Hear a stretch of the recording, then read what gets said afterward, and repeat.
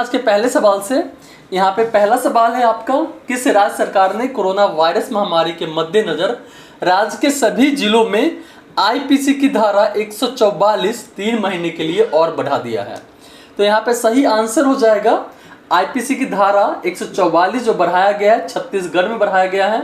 Option A यहाँ पे आपका सही होगा। राज्य के सभी जिला कलेक्टरों ने वर्तमान स्थिति में कोरोना वायरस फैलने की आशंका जताई है। छत्तीसगढ़ सरकार ने बताया कि राज्य में संक्रमण से बचाव के लिए सभी जिलों में धारा 144 को 3 महीने तक बढ़ाने का फैसला किया है। आज का अगला सवाल है आपका, विश्व स्वास्थ्य संगठन WHO की 73वीं 2 दिवसीय वार्षिक विश्व स्वास्थ्य सभा का आयोजन किस शहर में किया जा रहा है। तो यहाँ पे सही आंसर हो जाएगा विश्व स्वास्थ्य सभा का जो आयोजन किया जा रहा है जिनेवा में किया जा रहा है। ऑप्शन डी आपका यहाँ पे सही होगा। भारत ने विश्व स्वास्थ्य सभा में कोविड-19 से संबंधित जांच हेतु यूरोपीय संघ और ऑस्ट्रेलिया के नेतृत्व में 62 देशों के गठबंधन का समर्थन किया है। इसमें जो प्रमुख देश है बांग्लादेश, कनाडा, रूस, इंडोनेशिया, दक्षिण अफ्रीका, तुर्की, ब्रिटेन और जापान जैसे देश शामिल हैं।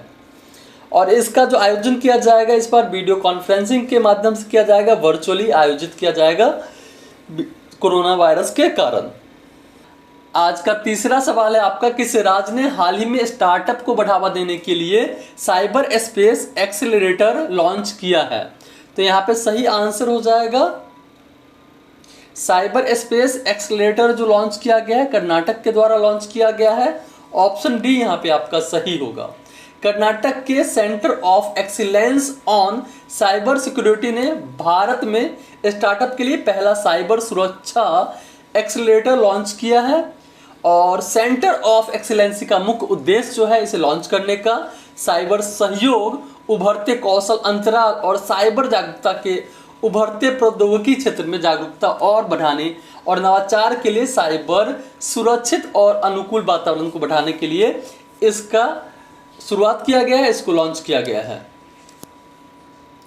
आज का चौथा सवाल है आपका, किस राज्य सरकार ने हाल ही में सैनिकों के लिए निःशुल्क बस सेवा शुरू की है। तो यहाँ पे सही आंसर हो जाएगा राजस्थान सरकार ने हाल ही में सैनिकों के लिए निःशुल्क बस सेवा शुरू किया है। ऑप्शन ए यहाँ पे आपका सही होगा।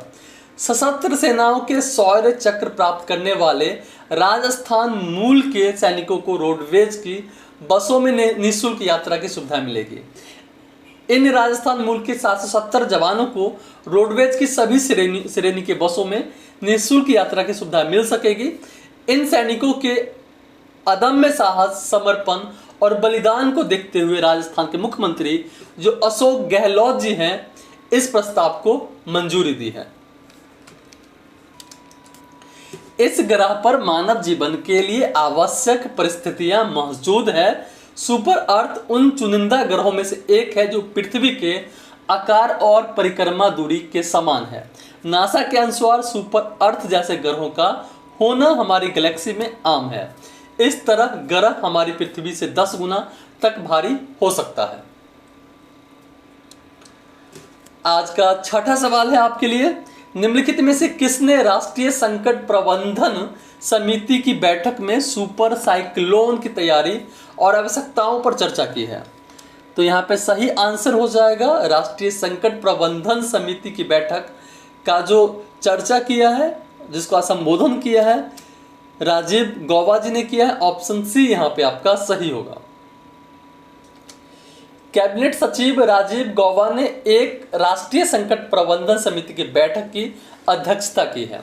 आगामी सुपर साइक्लोन की तैयारियों और आवश्यकताओं पर चर्चा की। राज्य के अनुरोध के अनुसार NDRF के 13 टीम पश्चिम बंगाल में पहले से ही तैनात कर दिया गया है सुपर साइक्लोन के मद्देनजर देखते हुए, ताकि वहां पे कोई क्षति ना पहुंचे। आज का 7वां सवाल है आपका, भारत फिलिस्तीन शरणार्थियों के कल्याण के लिए संयुक्त राष्ट्र राहत और निर्माण एजेंसी को 10 करोड़ प्रदान करेगा। तो यहाँ पे सही आंसर हो जाएगा भारत जो प्रदान करेगा $, में प्रदान करेगा $2 मिलियन। ऑप्शन यहाँ पे बी सही होगा। भारत ने कोरोना संकट के बीच शिक्षा और स्वास्थ्य सहित अपने प्रमुख कार्यक्रमों और सेवाओं के समर्थन में फिलिस्तीन शरणार्थियों के कल्याण के लिए काम करने वाली संयुक्त राष्ट्र राहत और निर्माण एजेंसी को 2 मिलियन अमेरिकी डॉलर की सहायता दी है। आज का 8वां सवाल है आपका, निम्नलिखित में से किस राज्य सरकार ने प्रवासी मजदूरों के लिए चरण पादुका पहल शुरू किया है? तो यहाँ पे सही आंसर होगा चरण पादुका पहल शुरू किया है मध्य प्रदेश सरकार ने। अब यहाँ पे क्या होगा, जो लोग पैदल चल रहे हैं मध्य प्रदेश में और जिनके चप्पल नहीं है या टूट जाते हैं, उनके लिए व्यवस्था की जाएगी चप्पल और जूतों की। और ये जो किया जाएगा सरकार की तरफ से किया जाएगा और इसमें हमारे पुलिसकर्मी जो है उनका बहुत बड़ा योगदान रहेगा। जो लोग नंगे पैर चल रहे होंगे उनके लिए ये सेवाएं उपलब्ध करवाई जाएगी, चप्पल और जूते प्रदान किए जाएंगे। आज का 9वां सवाल है आपका, निम्नलिखित में से किस बैंक ने भारत का पहला शून्य संपर्क वीडियो KYC बचत खाता लॉन्च किया है? शून्य संपर्क मतलब बिना संपर्क के, एक बार भी संपर्क किए बिना। ये जो कोटक महिंद्रा बैंक है अपना खाता खोल रहा है और ये यह पहली बार हुआ है जब शून्य संपर्क के बिना KYC हो पा रहा है और खाता खुल पा रहा है। ऑप्शन डी यहाँ पे आपका सही होगा। यह पहल वर्तमान में बचत खातों के लिए पायलट आधार पर शुरू की जा रही है, जो कोटक की डिजिटल पहली रणनीति के अनुरूप है। यह स्टार्ट टू एंड पूरी तरह से एकीकृत शून्य संपर्क, पूरी तरह से डिजिटल और पेपरलेस खाता खोलने की पूर्ण KYC यात्रा है। आज का 10वां सवाल है आपके लिए, निम्नलिखित में से किस बैंक ने तरलता को कम करने के लिए एक स्वर्ण ऋण व्यवसाय शुरू किया है? तो यहाँ पे सही आंसर हो जाएगा, यह शुरू किया गया है केनरा बैंक के द्वारा और ऑप्शन डी यहाँ पे आपका सही होगा।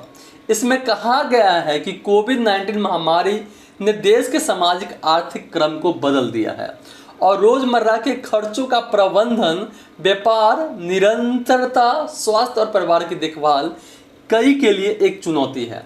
इस उद्देश्य के साथ बैंक ने 30 जून तक 5% वार्षिक ब्याज दर के साथ एक विशेष स्वर्ण ऋण अभियान शुरू किया है। आज का 11वां सवाल है आपका, विश्व दूरसंचार और सूचना सोसाइटी दिवस हर साल कब मनाया जाता है? ये क्वेश्चन मैंने आपसे पिछले वीडियो में पूछा था और इसका सही आंसर आपको बताना था। यहाँ पे सही आंसर होगा विश्व दूरसंचार और सूचना सोसाइटी दिवस जो है हाल ही में 17 मई को मनाया गया है। ऑप्शन डी यहाँ पे आपका सही होगा। और इस बार का जो थीम था विश्व दूरसंचार और सूचना सोसाइटी का, connect 2030 ICTS for the sustainable development goals, इस बार का थीम था। आज का 12वां सवाल है जिसका आंसर आपको कमेंट करके बताना है। विश्व एड्स वैक्सीन दिवस जो है हर साल कब मनाया जाता है? तो यहाँ पे 4 ऑप्शन है, इसमें से एक ऑप्शन सही है, आपको सही आंसर कमेंट करना है और आंसर के बारे में डिस्क्राइब करके लिखना है ताकि आपको इसके बारे में फैक्ट पता चल जाए। दोस्तों आज के लिए इतना ही। जय हिंद, जय भारत। आपके पास न्यूज भी आते हैं रात में 9 और 10 बजे, जो करंट अफेयर्स के तरीके का ही होता है और उसमें डिटेलिंग होता है न्यूज़ के बारे में। बहुत सारे दिन भर की जो घटना होती है उसको हम लोग कवर करते हैं।